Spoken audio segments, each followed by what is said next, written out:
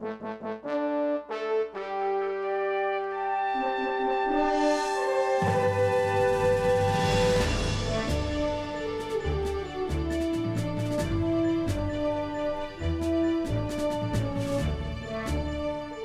Sunday, everyone. Welcome to Our Issues Birmingham. Today's guest is JEROME DEES. He's a lawyer, that's how I know him, and candidate for District 54, the State House of Representatives, a seat currently held by Patricia Todd, but she is stepping down, and JEROME is trying to find his way to Montgomery.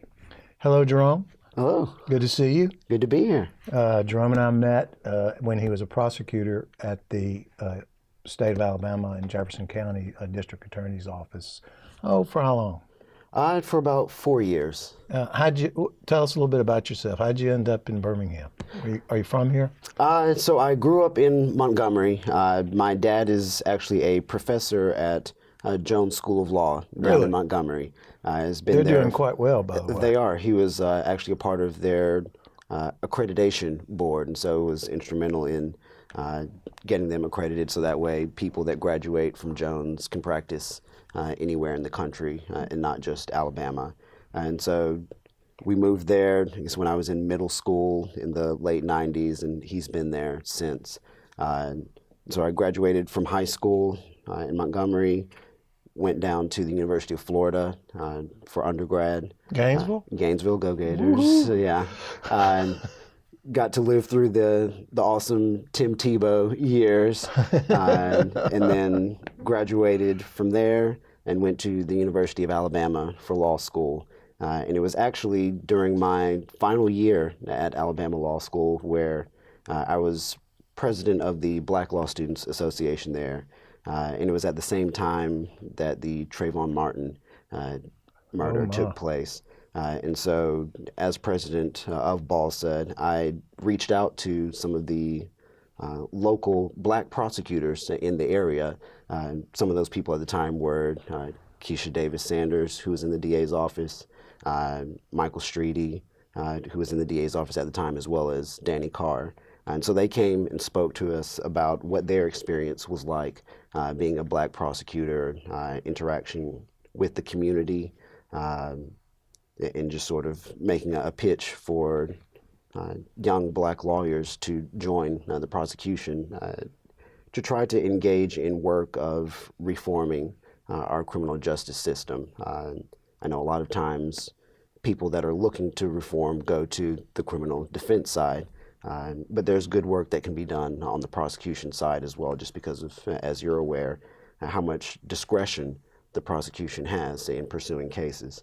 And so as a result of that experience, I was recruited to join the DA's office in 2013 and spent some time in a couple of different courts handling public corruption, white-collar crimes, general felonies, as well as my final stint in front of Judge Shantae Owens in drug court.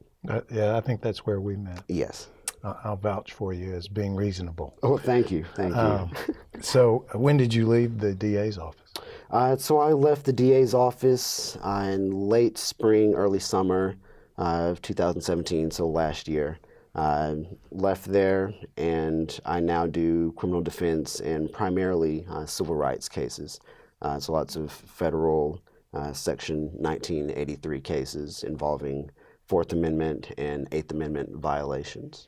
For those that don't know, 1983 that he referred to as a federal statute, I forget, is it 18 USC or is it 21? I forget the, you do too. 18. We just call it's 18. It's yeah, 18. But yes, generally just we call it 1983, but those as civil rights violations statute under federal law. And what you said the other... I also do just general criminal defense as well. That's a very specialized area of law.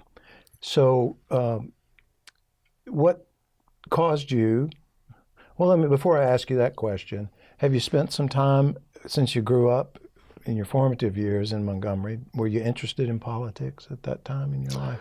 I really became engaged in policy and politics while I was in undergrad at Florida. At Florida. So my junior year, which would have been around 2008, I was fortunate enough to be selected as part of the university's inaugural legislative internship program. And so I left Gainesville, went to Tallahassee for a full legislative session, and was paired with a state senator out of the Fort Lauderdale, Broward County area, and got to work on a lot of different policies dealing with banking regulation. But the big thing that I really focused on was the Florida Education Lottery that they have. And every year, the state legislature does an annual review of their policies and practices there. And so one of the things that I was engaged in was participating in that review. And so from that, I really became interested in the ways that government can benefit people through policy legislation. Specifically to Alabama, I suspect, and we'll probably get into this more in the second segment, but the lottery is on everybody's agenda. Yes. It would appear to me, from what I'm hearing from our current governor, and I'm sure it's going to be a hot topic if you get to Montgomery that you'll have to deal with. I have a couple of other pet peeves of mine that we can discuss. Are you seeing anything there briefly going on in Montgomery now, in this session that's currently in, that's of import to you? Well, civil asset forfeiture reform is one big thing that I've personally been working on, as you stated, the education lottery. And I think the development of a public transit system, investing in statewide infrastructure for public transit, is something that we're beginning to see sort of grow some legs finally after years of pushing. Let's get back into the detail of that when we come back from break. Absolutely. This is Our Issues Birmingham. I'm Tommy Spina. We're speaking with Jerome DEES, candidate for District 54 State House position for the June 5th primary. Don't go away. We'll be right back.